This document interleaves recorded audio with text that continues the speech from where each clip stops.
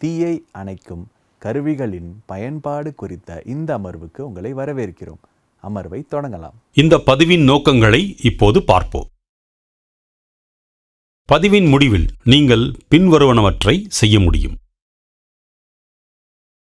தீ மற்றும் தீயை அணைக்கும் கருவிகளை வரையறுக்கவும், தீ மற்றும் தீயை அணைக்கும் வகைகளை அடையாளம் காணவும்,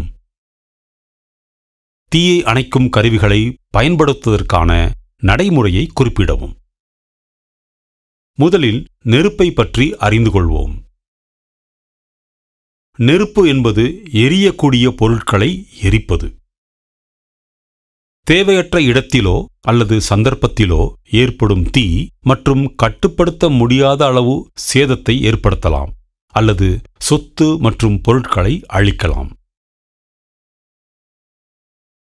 3 காரணிகளில் ஏதேனும் ஒன்றை நீக்குவதன் மூலம் தீயை நிறுத்தலாம்.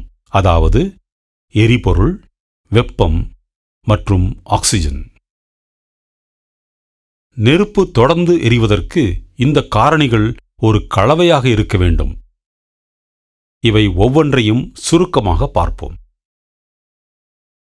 எரிபொருள் போதுமான ஆக்சிஜன் மற்றும் வெப்பம் கொடுக்கப்பட்டால் எந்த பொருள், திரவம், திடம் அல்லது வாயு எரியும். வெப்பம் எரிபொருள் அதன் ஃபிளாஷ் மற்றும் ஃபயர் பாயிண்ட் வெப்பநிலையை அடையும் போது இது தீயை பற்ற வைக்கிறது. ஆக்சிஜன் பொதுவாக ஆக்சிஜன் காற்றில் நெருப்பை எரிய வைக்க போதுமான அளவில் இருக்கும். காற்றில் 21% ஆக்சிஜன் உள்ளது. இதை அடைய 3 அடிப்படை வழிகள் உள்ளன. தீப்பட்டினி,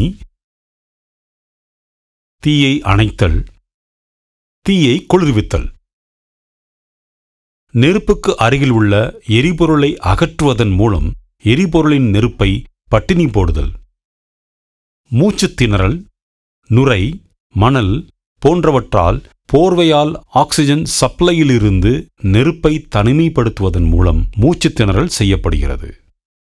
குளிரூட்டல் வெப்பநிலையை குறைக்க தண்ணீரை பயன்படுத்தி குளிரூட்டல் செய்யப்படுகிறது. தீயை எவ்வாறு தடுப்பது என்பதை இப்போது தெரிந்து கொள்வோம். பெரும்பாலான தீகள் சிறிய வெடிப்புகளுடன் தொடங்குகின்றன. அவை கட்டுப்படுத்த முடியாத அளவு பெரிய தீயாக மாறும் வரை கவனிக்கப்படாமல் எரிகின்றன. அதிக எரியக்கூடிய திரவங்கள் மற்றும் பெட்ரோலிய கலவைகள் எரியக்கூடிய பொருள் சேமிப்பு பகுதி என்று அழைக்கப்படும் ஒரு தனி இடத்தில் சேமிக்கப்பட வேண்டும். அடுத்து தீயின் வகைப்பாடு மற்றும் பரிந்துரைக்கப்பட்ட அணைக்கும் முகவர்களை பார்ப்போம்.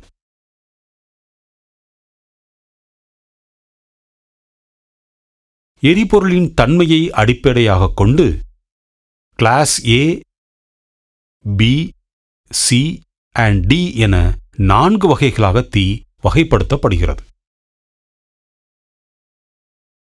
மின் மற்றும் சமையலறை அபாயங்கள் தொடர்பான மேலும் தீ விபத்துகள் கீழே காட்டப்பட்டுள்ளபடி முறையே வகுப்பு E மற்றும் வகுப்பு F என வகைப்படுத்தப்பட்டுள்ளன.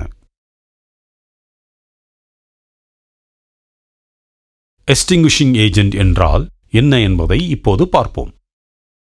ஒரு முகவர் என்பது தீயை அணைக்க பயன்படுத்தப்படும் பொருள் அல்லது பொருளாகும். மேலும் இது வழக்கமாக, ஆனால் எப்போதும் இல்லை, தீயை அணைக்கும் கருவியில் தீயில் தெளிப்பதற்கான ஒரு பொறிமுறையை கொண்டுள்ளது. ஒரு குறிப்பிட்ட வகை தீக்கு சரியான வகை ஏஜெண்டுகள் தவறான ஒன்றை பயன்படுத்தி விஷயங்களை மோசமாக்கும் என்பதை அறிந்து கொள்வது அவசியம். தீயை அணைக்கும் கருவிகள் என்றால் என்ன என்பதை இப்போது பார்க்கலாம். தீ அணைப்பான் என்பது ஒரு செயலில் உள்ள தீ பாதுகாப்பு சாதனம் ஆகும். இது சிறிய தீயை அணைக்க அல்லது கட்டுப்படுத்த பயன்படுத்தப்படுகிறது. பெரும்பாலும் அவசர காலங்களில். பல வகையான தீயை அணைக்கும் கருவிகள் பல்வேறு வகையான தீயை சமாளிக்க பல்வேறு ஏஜெண்டுகள் உள்ளன.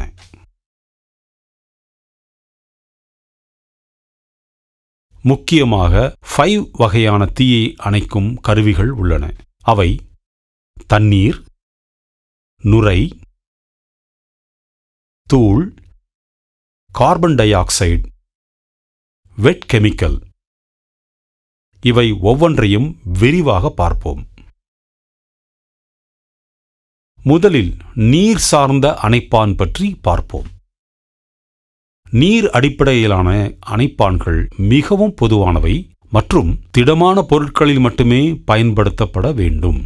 இதில் காகிதம், மரம் அல்லது வேறு ஏதேனும் திட எரிபொருள் இருக்கலாம். நீர் அடிப்படையிலான அணைப்பான்கள் முக்கியமாக தண்ணீரால் நிரப்பப்படுகின்றன. மேலும் இது வெளிவர உதவும் சுருக்கப்பட்ட காற்றை பயன்படுத்தப்படுகிறது. சிலவற்றில் ஒரு சேர்க்கை இருக்கும். அவை மிகவும் பயனுள்ளதாக இருக்கும். இப்போது நுரை அணைப்பான்களை பார்ப்போம்.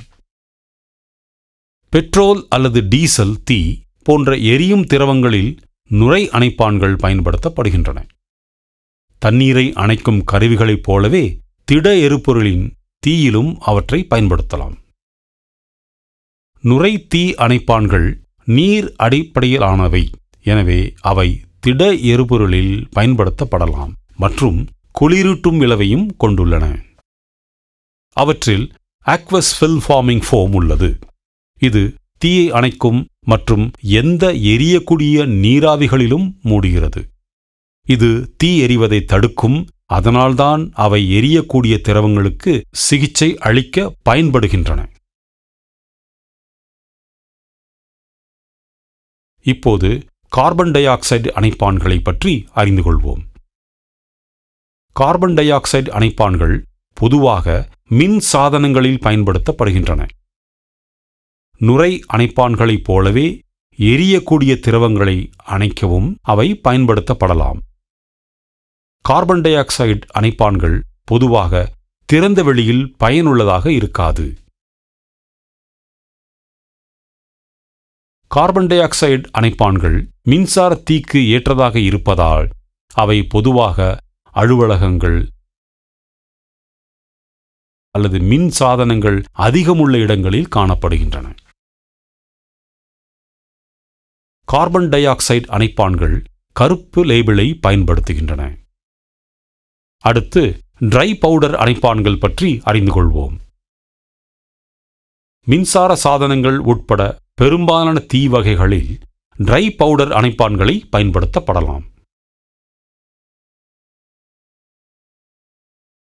ட்ரை பவுடர் தீயை அணைக்கும் கருவிகள் ஏ, பி மற்றும் சி தீ வகைகளில் பயன்படுத்தப்படலாம். இது மெக்னீசியம் மற்றும் டைட்டானியம் போன்ற உலோகங்களில் ஏற்படும் டி வகை தீயை அணைக்கவும் பயன்படுகிறது. ட்ரை பவுடர் அணைப்பான்கள் நீல லேபிளை பயன்படுத்துகின்றன. அடுத்து ஈரமான இரசாயன அணைப்பான்களை பார்ப்போம். வெட் கெமிக்கல் அணைப்பான்கள் குறிப்பாக சமையல் எண்ணெய்கள் மற்றும் கொழுப்புகளை எரிபொருளாக கொண்ட தீயில் பயன்படுத்த வடிவமைக்கப்பட்டுள்ளன. இந்த வகையான அணைப்பான் நெருப்பை குளிர்விக்கிறது மற்றும் அணைக்கிறது. இதை பயன்படுத்தக்கூடாது. எரியக்கூடிய திரவங்கள், எரியக்கூடிய வாயுக்கள், எரியக்கூடிய உலோகம் மற்றும் மின்தீ. ஈரமான இரசாயன அணைப்பான்கள் மஞ்சள் லேபிளை பயன்படுத்தப்படுகின்றன. அடுத்து தீயை அணைக்கும் கருவிகளில் பணிபுரியும் செயல்முறையை பார்ப்போம். இந்த நடைமுறையில் முக்கியமாக 3 படிகள் உள்ளன. படி 1 எச்சரிக்கை, படி 2 தீ வகையை கண்டறிதல், படி 3 தீயை அணைத்தல். இந்த ஒவ்வொரு படிகளையும் விரிவாக பார்ப்போம். முதலில் எச்சரிக்கை கட்டத்தை பார்ப்போம். நெருப்பை காணும்போது நெருப்பு, நெருப்பு, நெருப்பு என்று சத்தமிட்டு சுற்றியுள்ளவர்களை எச்சரிக்கவும். தீ அணைப்பு சேவைக்கு தகவல் தெரிவிக்கவும் அல்லது உடனடியாக தகவல் தெரிவிக்க ஏற்பாடு செய்யவும். அவசரகால வழியை திறந்து அவர்களை வெளியேறச் சொல்லுங்கள். மின்சார விநியோகத்தை நிறுத்தவும். மக்கள் நெருப்புக்கு அருகில் செல்ல அனுமதிக்காதீர்கள். மக்களையும் அதிகாரிகளையும் எச்சரித்த பிறகு தீயின் வகையை அடையாளம் காணவும். இப்போது அதன் வகை பி தீ என்று கருதப்படுகிறது. கார்பன் டை ஆக்சைடு தீயை அணைக்கும் கருவியை பயன்படுத்தவும்.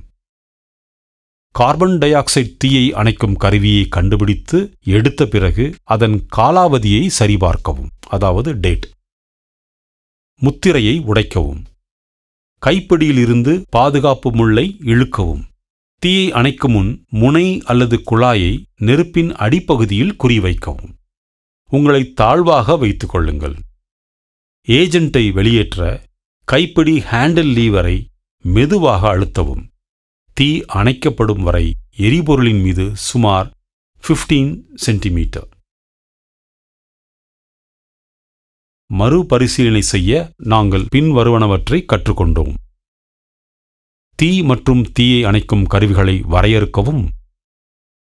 தீ மற்றும் தீயை அணைக்கும் வகைகளை அடையாளம் காணவும்.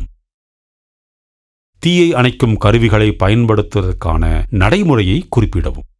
எனவே தீயை அணைக்கும் கருவிகளின் பயன்பாடு குறித்த இந்த அமர்வு முடிவடைகிறது. அடுத்த அமர்வில் சந்திப்போம்.